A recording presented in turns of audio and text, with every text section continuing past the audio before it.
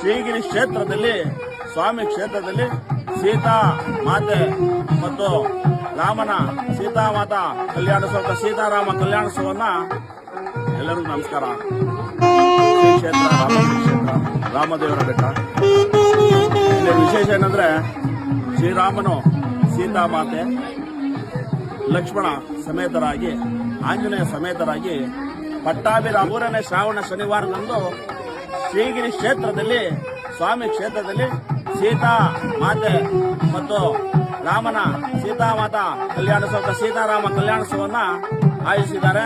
ಅದು ಎಲ್ಲ ಬರುವಂತ ಎಲ್ಲ ಭಕ್ತಾದಿಗಳಿಗೆ ವಿಶೇಷವಾಗಿ ಪ್ರಸಾದ ವಿನಿಯೋಗ ಹಾಗೂ ಬರುವಂತ ಎಲ್ಲ ಭಕ್ತಾದಿಗಳಿಗೆ ಲಾಡು ವಿತರಣಾ ಕಾರ್ಯಕ್ರಮವನ್ನ ಶ್ರೀ ರಾಮಬಾಯಿಸ್ ಅವರು ವಿಶೇಷವಾಗಿ ಆಯೋಜಿಸಿದ್ದಾರೆ.